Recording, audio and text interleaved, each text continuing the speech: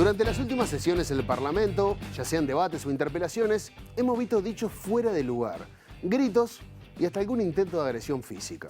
A su vez, estos hechos se convierten en noticia, quedando en segundo plano lo que se estaba discutiendo. ¿Está ingresando el Parlamento a la rentable y atractiva industria del entretenimiento? Bueno, ¿cómo inciden entonces las nuevas tecnologías en la comunicación política? Hoy, en la letra chica, Parlamento. Bienvenido al show.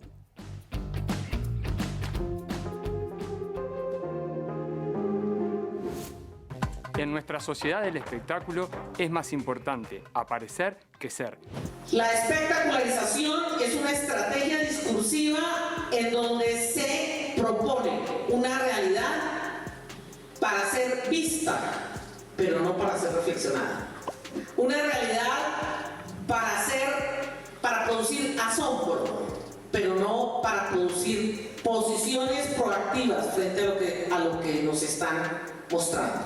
Los electores más moderados, ante una campaña negativa, al ataque, sucia, tienden a desconectar. Son los más moderados, menos motivados en política, normalmente centristas, tienden a desconectar. Y como son normalmente centristas, están en los puntos medios ideológicos y partidistas, este sector desaparece y quedan solo los dos polos. Por lo tanto, la sociedad se polariza. La comunicación política vuelta espectáculo nos remite a la teatralidad, en donde los funcionarios públicos son personajes de una dramatización o de un montaje. Tal espectacularización daña la democracia y la vida pública. Sabiendo que la atención de las audiencias es proclive a los escándalos, las peleas o incluso al disparate, la espectacularización de la política ayuda a poner los temas delicados y malos resultados debajo de la alfombra, posponiendo su discusión y evitando la rendición de cuentas. Parece que todo el tema se reduce a la confianza y legitimidad con que cuentan los partidos políticos. Secciones de la población dejan de creer en los políticos tradicionales y así optan por caras conocidas pero sin ninguna preparación política. El mejor ejemplo de esto lo podemos ver con el actual presidente de Estados Unidos, Donald Trump, quien con toda la intención está llevando la política a una espectacularización. Las elecciones de alguna manera se asumen como grandes espectáculos.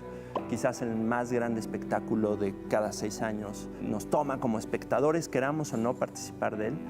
Los programas de actualidad política basan su contenido en una tertulia y no en un debate, dando por supuesto como resultado morbosas confrontaciones, pero llegando a muy pocas conclusiones sobre los puntos a debatir. Las noticias se basan en la competición entre los candidatos, en detrimento del framing temático basado en sus propuestas políticas. Yo creo que la política, cuando se hace show, corre el riesgo de vulgarizarse. Y lo peor que le puede pasar a un ciudadano con la que está cayendo es que le digan que es que encima un político va a ir a hacer show a la televisión. Cuando tiene, en la situación de crisis en la que estamos, toda la casa, es decir, todo el país empantanado. Entonces yo creo que la política hay que hacerla. Hay que hacer política más didáctica, política más cercana. Hay que estar presente en los medios de comunicación. Pero hombre, también hay que saber cómo se está presente en un medio de comunicación. Suspendemos la sesión. Suspendemos la sesión.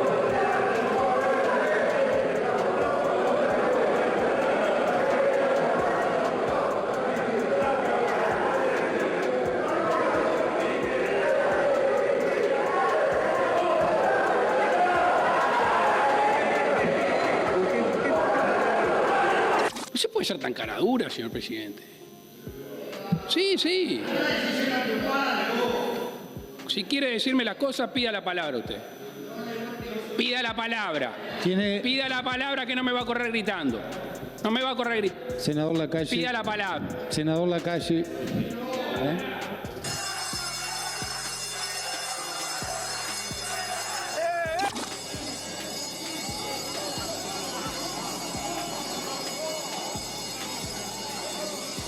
La gente no es tonta y la gente se da cuenta que se están haciendo muchas cosas. La suficiente no es una guerra, señores. Es una guerra. Secretismo, falta de transparencia, contradicción, inmoralidad. Todo eso dijo. Así que cállese la boca y siga con respeto. La política hoy en día es entretenimiento, sin duda, pero eso no debería de alejarnos de seguir exigiendo mejores condiciones de vida en nuestras democracias.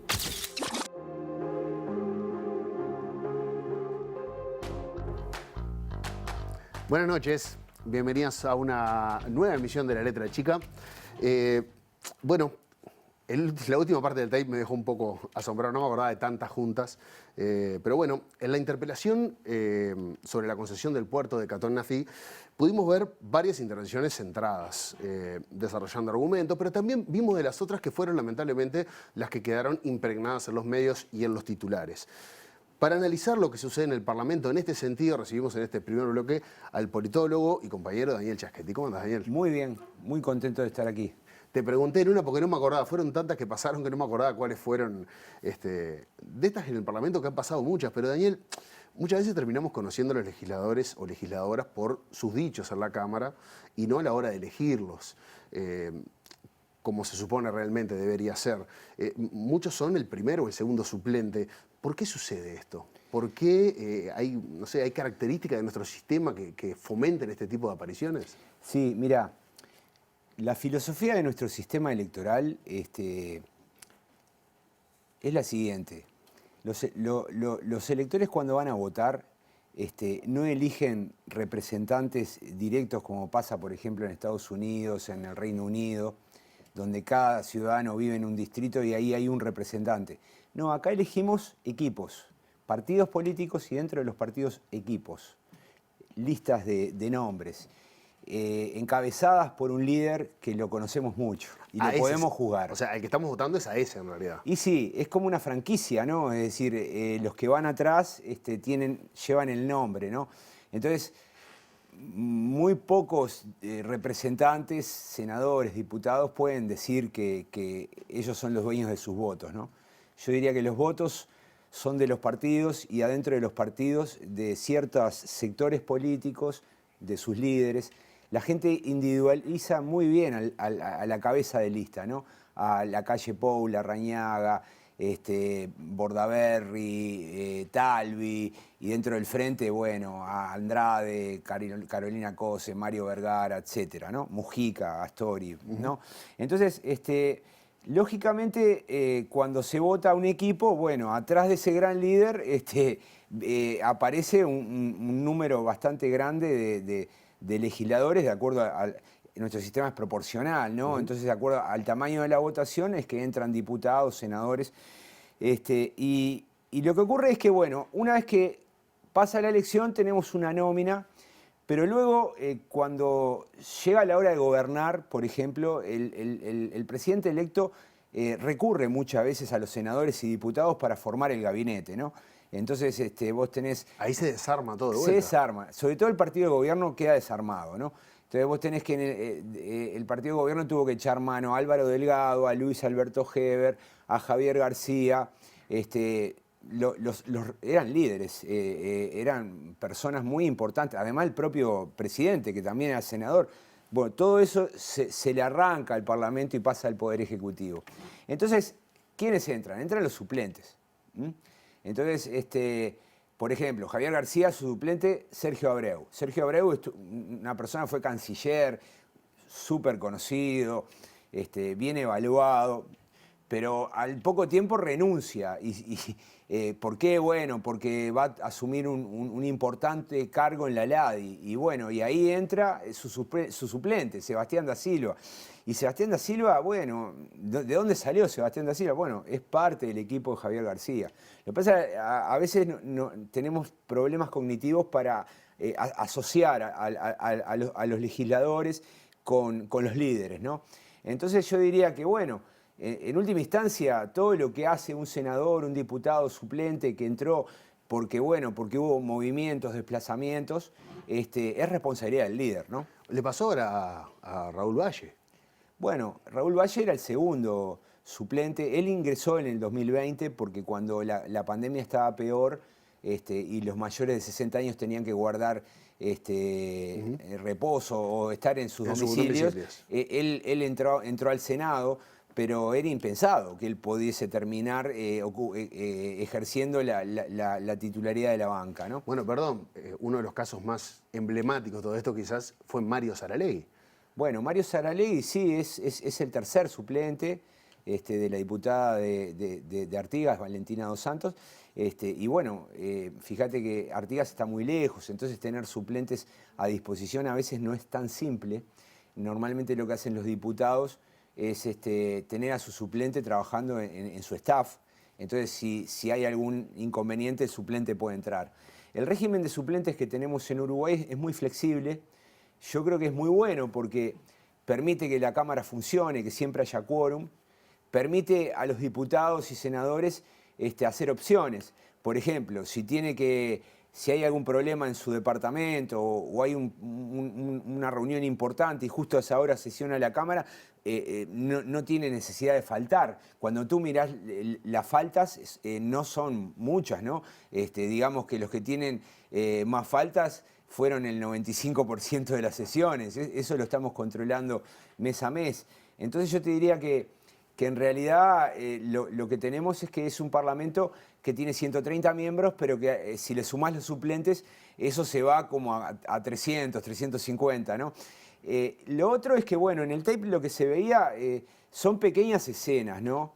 Que no se puede generalizar. Los parlamentos no funcionan a los piñazos, pero claro, cuando hay un diálogo fuerte, pero se vuelve noticia, ¿no? Como se dice en la industria del espectáculo, cortan ticket. Claro, pero te voy a dar un ejemplo. Titulan todos los medios. En la última interpelación, ese video lo vimos. En la última interpelación, yo la vi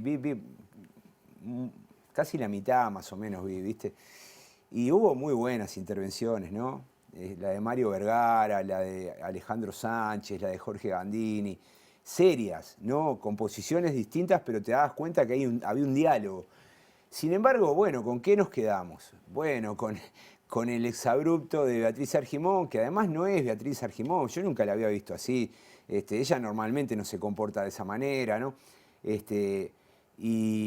Y bueno, y con provocaciones, ¿no? Yo qué sé, Da Silva diciéndole a Vergara, no sé, cosas, ¿no? Por ejemplo, decirle el rey de los números y después Andrade diciéndole a Botana que no estaba en sala, asombrado porque había ido a la Facultad de Ciencias Económicas. Entonces, digo, esas son pequeñas rencillas, pataditas, pero yo diría que esa no es la tónica, Diego. ¿Pero es nuevo eso? Siempre existió. Siempre existió. Siempre existió. Te digo más, no pasa seguido, ¿no?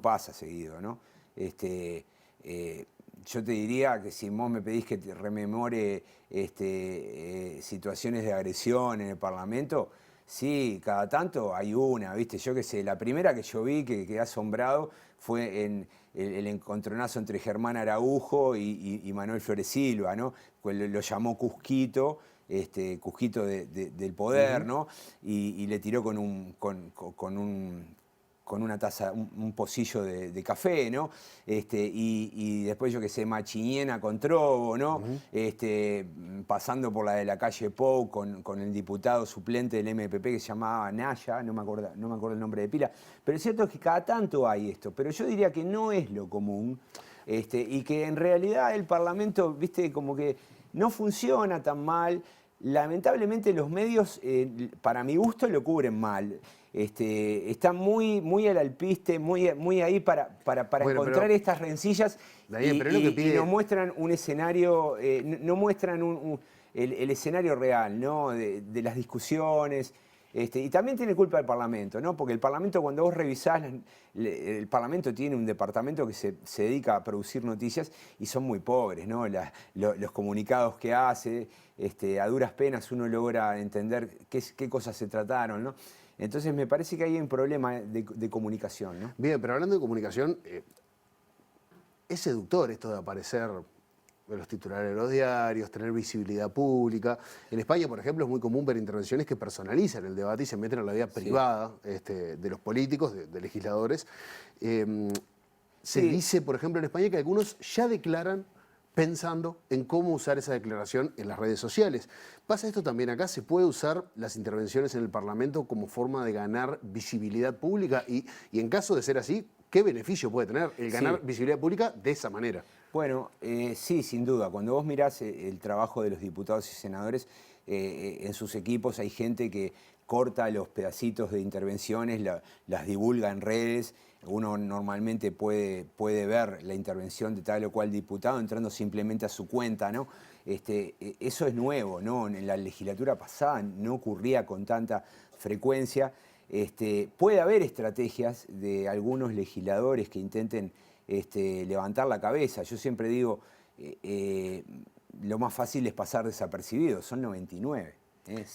Casi 100 personas en una asamblea. Es difícil en reuniones que duran normalmente entre 4 y 5 horas lograr notoriedad. Entonces muchas veces se pide la palabra y se trata de generar algún efecto. Pero hay que recordar que el reglamento le exige a los legisladores hablarle al presidente, prohíbe el diálogo. Recién en lo que vimos en el tape, cuando la calle Pou le hablaba a Mujica, eso está prohibido. Es decir, el presidente de la Cámara creo que le estaba advirtiendo, pero no se puede dialogar. En un momento le cortan el micrófono. Claro, se ve que es otra de no se puede dialogar, hay que hablarle al presidente. Y si uno alude a alguna persona, el aludido tiene derecho a responder. Entonces, me parece que las reglas de juego del Parlamento uruguayo están orientadas a dar un debate más sano.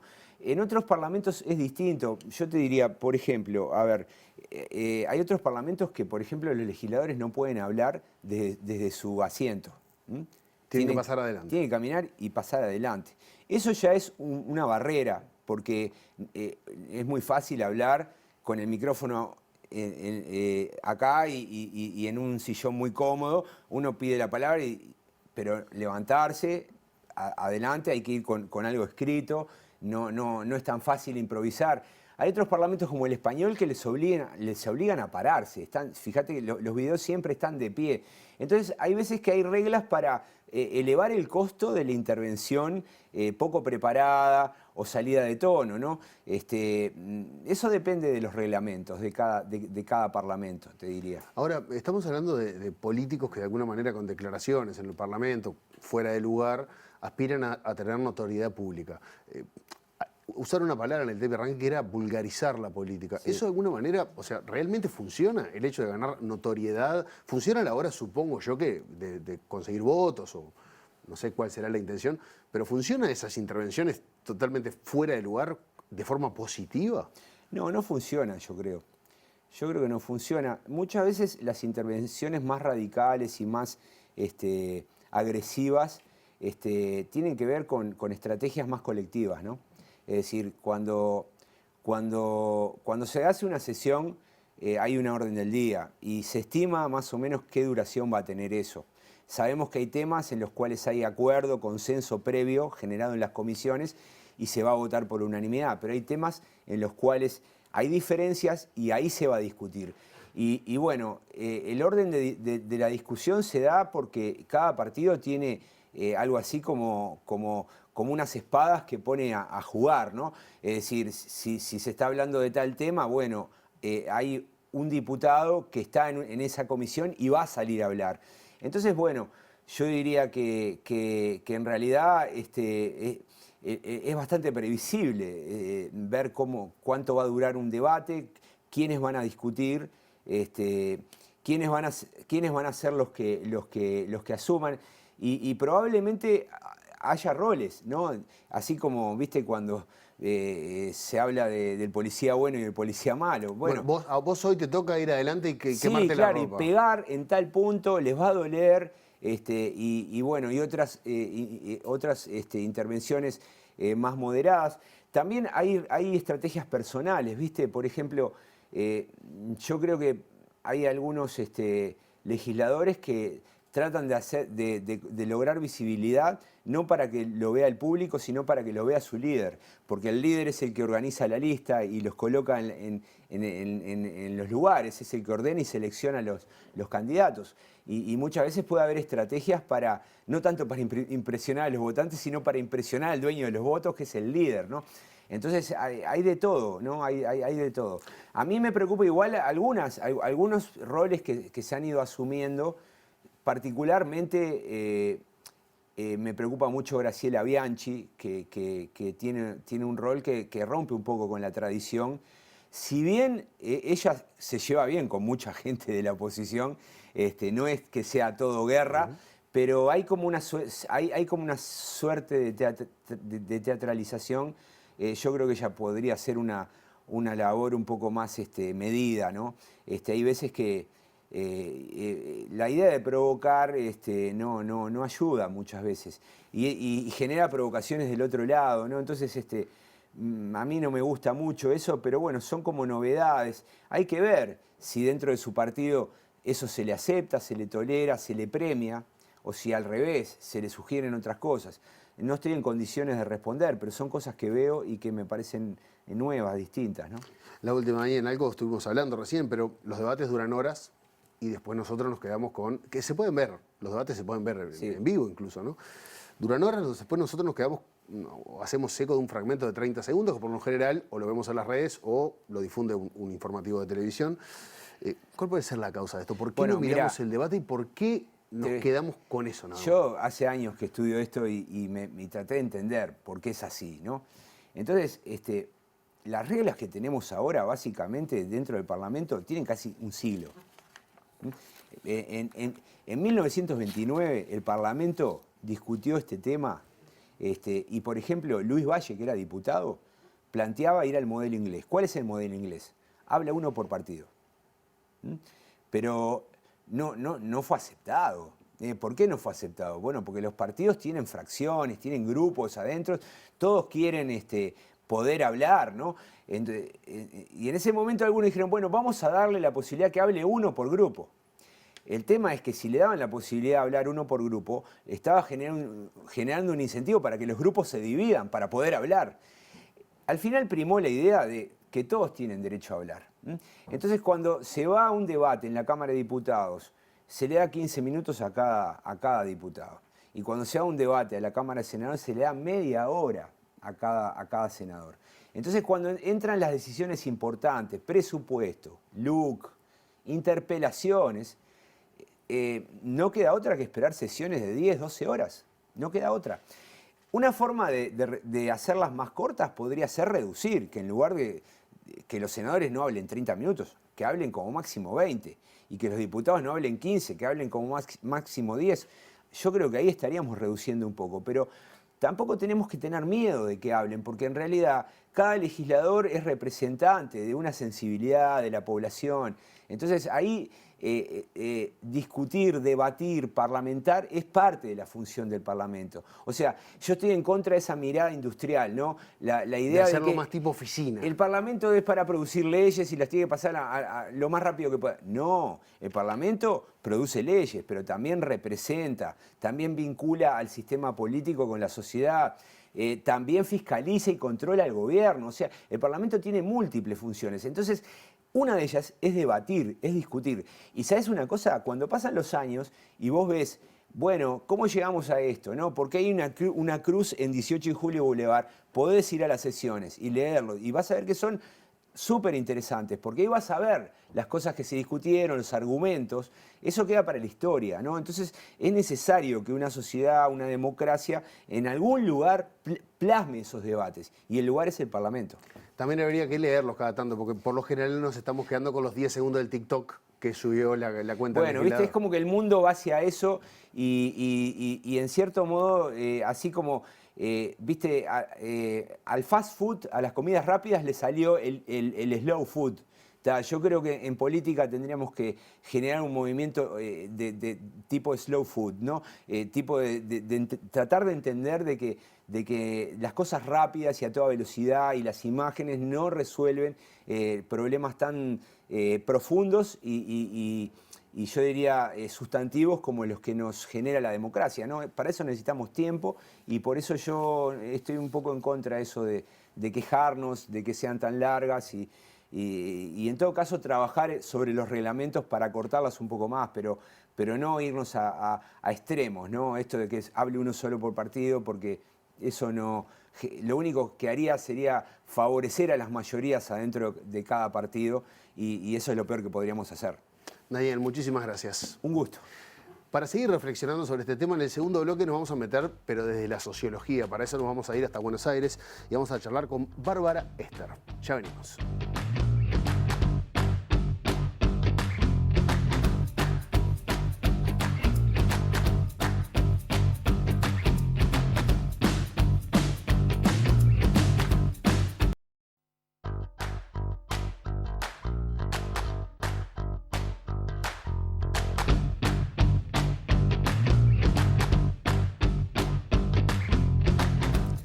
Seguimos en La Letra Chica y bueno, al comienzo del programa nos preguntábamos si el Parlamento puede estar ingresando de alguna manera a la industria del espectáculo, que ya sabemos que es bastante seductora y bastante rentable. Bueno, ¿qué tan así es esto?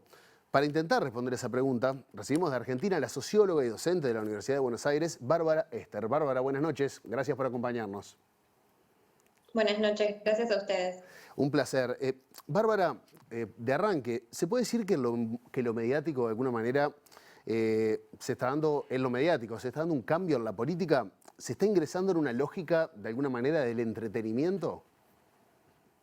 Bueno, sí, si bien, digamos, la política siempre tuvo un doble juego entre representar, ¿no?, a los votantes, pero también como una representación con una cierta teatralidad, digamos, una puesta en escena donde hay un escenario, actores y roles que cumplirse, lo que sí se observa es claramente que hay como una especie de fusión entre el entretenimiento y la política, que es lo que llamamos comúnmente como infoentretenimiento, que es un nuevo formato de presentar las noticias como más lejano de lo que era el noticiero de antes, para empezar a como ponerle el acento en los bloopers, en cosas graciosas que sean como más amenos. Y eso tiene un costo que es, bueno, la frivolización y la banalización de la política, ¿no? Sí, ahora, Bárbara, pero uno piensa en entretenimiento y uno intenta por lo menos pensar en el entretenimiento como algo que está bueno, ¿no? Y en realidad lo que estamos viendo en política es que se usa como la peor parte del entretenimiento, porque no está mal que la política de alguna manera sea entretenida y que se acerque a la gente. Ahora, al parecer en los últimos tiempos se ha elegido la peor parte del entretenimiento para llevar a la política. La descalificación, la vulgarización, o sea, ese es el fenómeno que de alguna manera nos cuesta aceptar por lo menos. Sí, bueno, siempre estos procesos reflejan un poco el estado de la sociedad actual. Antes la política era como un espacio más serio y con más solemnidad, y ahora, bueno, digamos, el acento está puesto en la juventud, en lo relajado, en lo descontracturado, y también, bueno, lo que decís, se utiliza como un arma política para atacar a los oponentes, ¿no?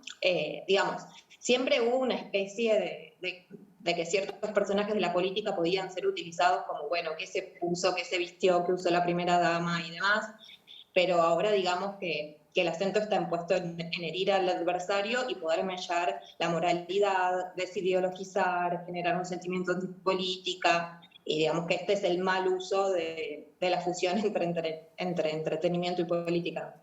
Hoy hablaba de este término que es el infotainment, ahora hay otro nuevo que es el politainment, que sería lo que estamos viviendo ahora, pero esto que parece diluir las fronteras entre información y entretenimiento, ¿cómo afecta de alguna manera a la democracia?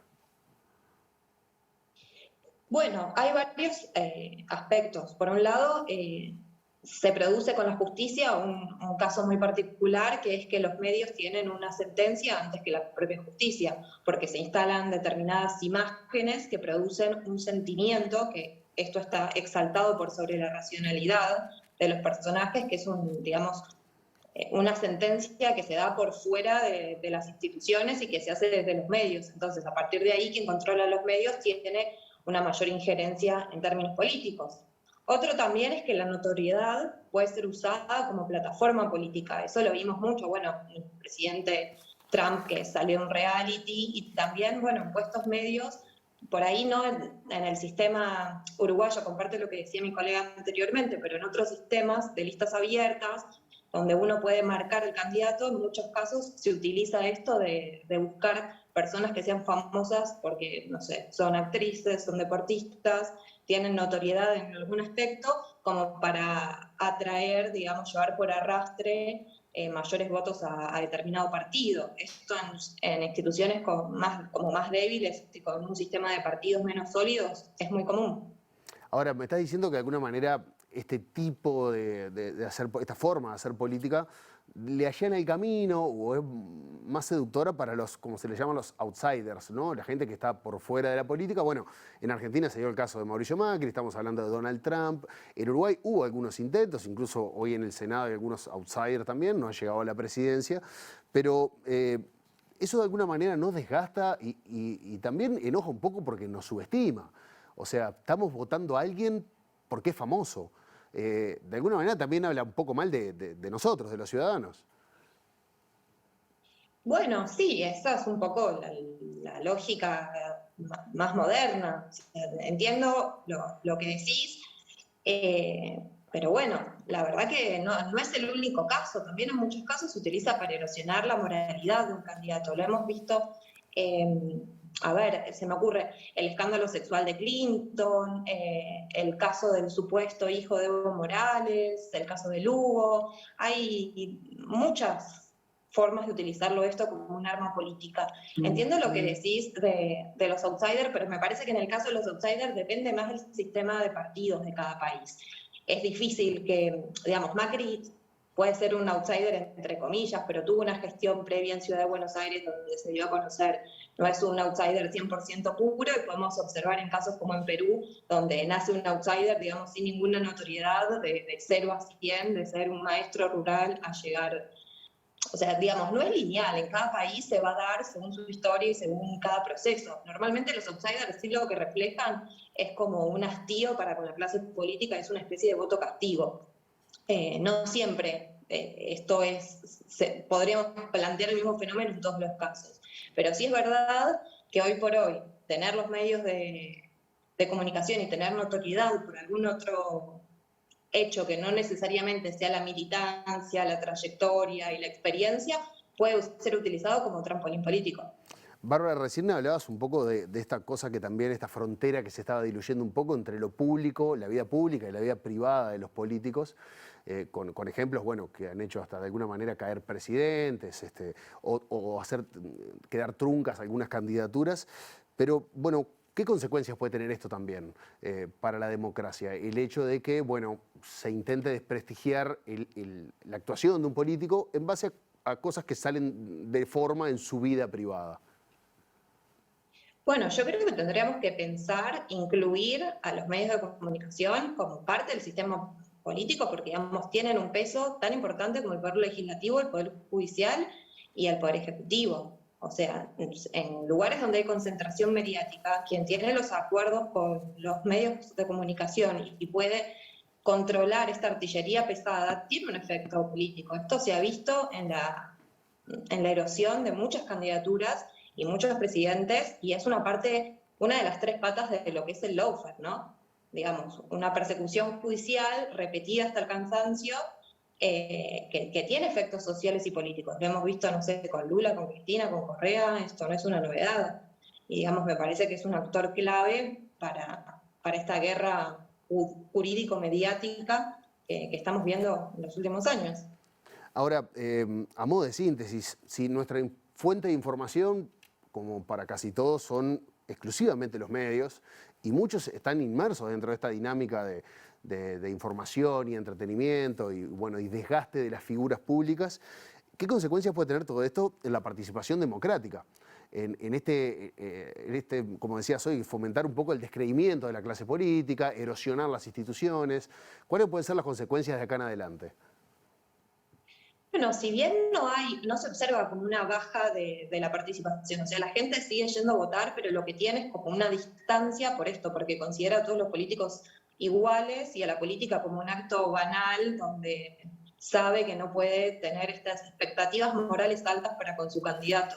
Eso es lo que hace en general promover la antipolítica y no necesariamente la no participación formal, pero sí la implicancia real, o sea, la militancia de base y el hecho de incorporar de una manera positiva la política a su propia vida. Me parece que eso es lo más perjudicial que tenemos. Pero yo siempre trato de pensar como de los dos lados, y también me parece esperanzador que, bueno, las TICs y las plataformas y las redes sociales también abren como una ventana como para que la gente pueda informarse de otra manera. Tienen que ver también un poco con cómo se dieron las campañas, donde siempre consideramos como la tecnología o la información como negativa, pero la verdad que es de doble filo, y desde abajo también hay nuevas formas de informarse que son mucho más autogestivas y que están generando más masividad también. Así que yo trato de verlo siempre medio lleno. Muy bien, muchísimas gracias por acompañarnos esta noche, Bárbara Ester desde Buenos Aires. Muchas gracias. Bueno, lo nombraba Bárbara al final, el tercer actor. En este bloque hablamos más de los medios, pero las redes sociales también tienen una cuota. Y nos vamos a ir de viaje, de vuelta hasta México, para charlar con Federico Irazábal, sociólogo y consultor político, hablando sobre el rol de las redes sociales y esta nueva política del entretenimiento. Ya venimos.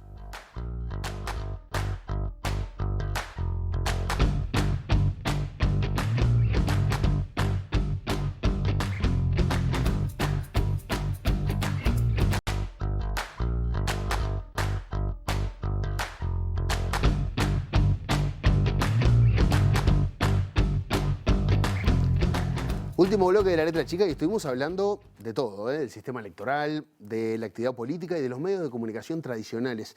Pero ¿qué papel juegan las redes sociales en todo esto? Bueno, para conversar sobre la influencia de las redes en la comunicación política, recibimos a Federico Irazábal, sociólogo y consultor político. Federico, buenas noches. Buenas noches, Diego, ¿cómo estás? ¿Cómo andás? Muy bien, muy bien. Federico, hoy decíamos, por ejemplo, que en España, y esto me parece fascinante, se dice que hay parlamentarios que de alguna manera intervienen ya pensando en lo que van a estar publicando en sus redes sociales. ¿Cómo inciden entonces las redes en la comunicación política y a quiénes le hablan en el Parlamento? ¿Solamente a los que están en la casa? ¿Le están hablando a alguien más? ¿Se están haciendo ellos sus propios titulares? Bueno, la mediatización de la política, que es un fenómeno relativamente reciente si tomamos en cuenta la antigüedad que tiene la política, ¿no?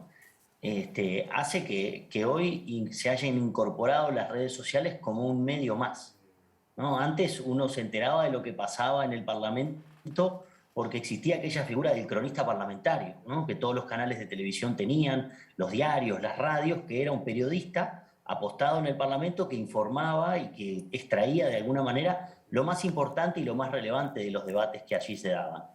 Pero hoy la universalización del celular, de Internet, de los medios de comunicación que prácticamente tenemos, hace que nos podamos meter en las discusiones. Como vos le señalabas hoy más temprano en la conversación con Daniel Chaschetti, bueno, estamos metidos en la discusión parlamentaria. Uno puede acceder en directo a las sesiones y por lo tanto, bueno, es lógico que los parlamentarios se sientan cada vez más actores de una suerte de espectáculo, de show, sin esto llamarlo de manera peyorativa o calificarlo peyorativamente, pero sí están preparados, sí tienen que estar preocupados por lo que están haciendo, aun cuando no están interviniendo, porque tienen una presencia permanente de alguno de los distintos medios de comunicación que conocemos al día de hoy y que están cada vez más presentes en nuestra vida. Así que es razonable que haya una preocupación por cómo me voy a ver en las redes, porque tal vez sea hasta incluso el ámbito más inmediato y el menos mediatizado, si se me permite el juego de palabras, ¿no? Porque a las redes el parlamentario puede subir lo que considere más importante de su propio discurso. Tiene alguien que le maneja el contenido digital y le filtra, le ajusta, de acuerdo a su conveniencia o a su expectativa, parte del discurso, sin que los medios de comunicación en este caso intervengan. Bien, pero da la sensación por lo menos de que las redes sociales avasallaron a todos los otros medios que estábamos acostumbrados. Incluso los medios tradicionales se nutren de las redes sociales a la hora de dar información. Es tapa de diario un tuit que puso un político. Se arranca el informativo hablando de una discusión en redes sociales entre dos políticos. O sea, las redes sociales tomaron una relevancia importantísima, pero las redes lo que están brindando son contenidos cortos e inmediatos. Estaban en el medio de una sesión y ya aparece el videíto de 10 segundos del senador diciendo algo muy polémico, muy fuera de lugar o un exabrupto. Eso puede hacer que no sea más fácil y cómodo de alguna manera, me siento mal diciéndolo, pero nos acostumbramos a ese consumo rapidito y bastante liviano y hasta diría pintoresco del debate y nos olvidamos del debate. Bueno, en parte sí. Ahora, mirá que yo veo en algunos informativos de televisión videos de patitos cruzando en una cebra en tal lado y veo, yo qué sé, el otro día vi unos carpinchos cruzando también en Brasil, creo, una carretera, veo gatitos jugando con ovillos de lana también en espacios centrales en informativos de televisión. Por lo tanto, las redes han avasallado y han cambiado prácticamente toda nuestra forma de consumo. No es un fenómeno, creo que, excluyente de la política. Sí me parece que se siente en la política porque a veces tenemos la sensación de que se banaliza algo muy importante, algo como muy sagrado, algo definitorio para nuestras vidas. ¿Y no es así? Y en verdad, bueno, yo tiendo a coincidir que sí. Soy bastante escéptico en lo que tiene que ver con el uso y la importancia de las redes sociales y creo que las redes, o críticos si se quiere, las redes han contribuido a una cierta banalización de la actividad política, pero también la han abierto, han permitido que la política llegue a figuras o a segmentos sociodemográficos que estaba perdiendo interés y pisada. Y tal vez estos personajes polémicos, que muchas veces son hasta provocados, ¿no? y son construidos, acerquen a mucha gente a la política. Después veremos si eso es bueno o es malo. Si esas personas que se acercan a la política porque les gusta un personaje, como para tomar un ejemplo de la Argentina actual, un personaje como Javier Milei, que tiene todos los componentes de la política de las redes sociales, de la polémica, de la agresividad, bueno, pero ha pegado muy fuerte en sectores jóvenes, ¿no? Y ha pegado muy fuerte en sectores incluso que no tienen una formación económica, ¿no? Uno no debería, o pensaría que el voto liberal duro no está ahí, y sin embargo uno ve a Milei caminando por barrios populares y con una marea de gente. Habrá que ver si esa gente después hace una socialización política, bueno, razonable y mejora su capacidad. Pero evidentemente las redes nos están habituando a un consumo cada vez más económico de la información política y de cualquier tipo de información. Tal vez ya no vemos el partido entero y vemos los goles. Y tal vez no vemos la carrera entera de la Fórmula 1 y vemos los momentos más importantes. Los medios nos permiten eso, pero ya no solamente las redes sociales. El tema de las redes es que nos lo permite al segundo. El parlamentario habló, dijo algo, qué sé yo, no sé, para tomar un ejemplo local, Sebastián da Silva citó a la canción de Damas Gratis y nos enteramos a los 2 minutos, porque había alguien ahí, lo subió con el celular y alguien de la oficina de él o de otra oficina lo puso para criticarlo o para elogiarlo, pero eso estaba circulando ahí. Y los medios de comunicación tienen ahí un factor económico también importante. Alguien les está generando contenido y por tanto tal vez no tengan que tener un cronista parlamentario tanto tiempo sentado allí y, bueno, básicamente puedan manejarse con lo que surge de las redes sociales. Bueno, pero vos me ponías el ejemplo de los goles y yo te lo digo, bueno, pero en realidad están solamente eligiendo, o sea, los jugadores están eligiendo los goles que muestran. No muestran todos los goles. En este caso sí. Pero vemos otras cosas además, porque además de los goles vemos, por ejemplo, cuando Suárez llama a su esposa muy emocionado después que gana el partido. O vemos cuando Messi, se seca las lágrimas con un pañuelo que le acerca su esposa. Vemos otras cosas. Claro, en este caso el contenido viene con una carga interesada a veces, ¿no? Porque son los propios legisladores los que lo generan y los que lo ajustan y lo filtran. Son los editores, pero en realidad vos estabas hablando de que vemos más cosas, pero a uno le da la sensación, por lo menos, que después de una interpelación o de un llamado a sala de un ministro, en lugar de reflexiones terminamos teniendo memes. Y en realidad eso sí vulgariza de alguna manera la reflexión o lo que tendría que pasar dentro del Parlamento. Es que ese lenguaje es característico de las redes sociales. Las redes sociales, está bien, generan memes, perfecto, pero qué sé yo, hoy vi por ejemplo un tuit del ministro Salinas respondiéndole a un ciudadano acerca del uso de un vehículo oficial que se encontraba creo que en la ciudad de Chuy. Alguien se quejó, subió la foto y el ministro hizo una aclaración. Y a veces la aclaración o a veces las intervenciones de los ministros se desformalizan de alguna manera y adaptan hasta el lenguaje de las redes, ¿no? Y uno ve que en vez de contestarte un ministro, que era una figura hace mucho tiempo, ¿no? Sigue siéndolo, pero digamos, con ciertas características, ciertas jerarquías, bueno, hoy baja al terreno de las redes sociales y le contesta directamente a un ciudadano. Y eso es un buen aspecto, es algo positivo. Tal vez, bueno, el ministro no pueda estar contestándole a todas las personas que le están consultando o criticando cosas, pero ahí tenés un elemento que tal vez resuma.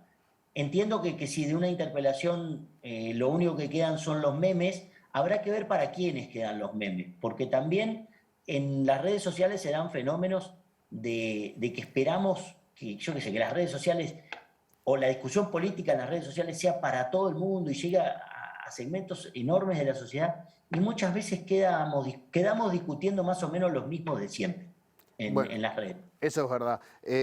Y bueno, ¿y cómo está cambiando entonces la comunicación política? ¿Se está volviendo necesaria de alguna manera la presencia de estas emociones y conflictos para seguir adelante? Sin duda, la comunicación política está dejando lugar cada vez más a la emoción sobre la razón, ¿no? Las formas de comunicación más actuales apelan a generar o a disparar determinadas emociones que tienen que ver con el miedo, tienen que ver con la alegría, tienen que ver con el manejo de determinados sentimientos a partir de imágenes con las que se juega y que muchas veces tienen mayor contundencia que un dato duro, que un dato frío. poner un spot donde, yo qué sé, se muestre una gráfica de la evolución del desempleo, tiene probablemente mucho menos efecto en los individuos que ver a una persona contar cómo perdió su trabajo y cuáles fueron esas consecuencias. Y hoy la tecnología nos permite hacerlo de una manera relativamente económica, nos permite llegar a grandes segmentos de la población y activar esos sentimientos. Y por lo tanto, la comunicación política y la comunicación electoral y la de gobierno va en ese sentido. Va a intentar generar determinada identificación a partir de la activación de emociones.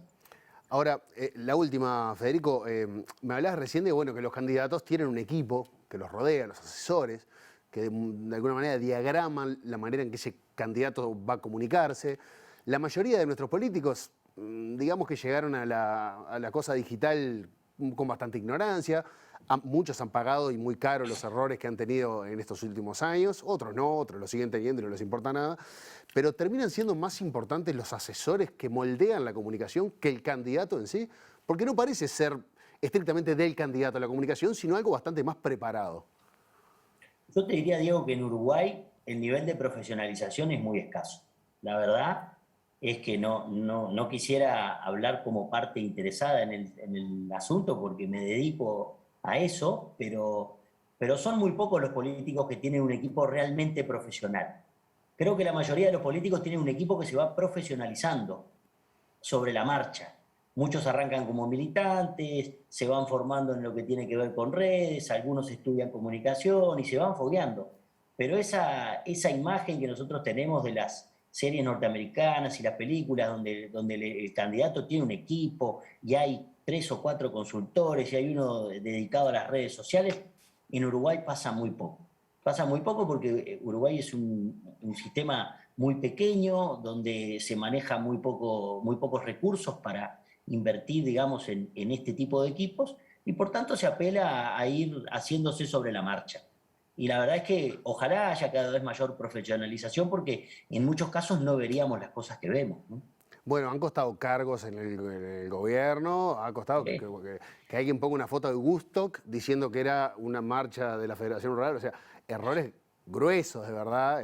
Eso es hasta simpático y para la tribuna, pero la verdad es que en otros casos han sido terribles, ¿no? Donde alguien, un jerarca, qué sé yo, admita irregularidades en cámara porque no está asesorado al respecto, o porque alguien no filtró esa entrevista de alguna manera, o no la editó, o no pidió para modificar determinados contenidos.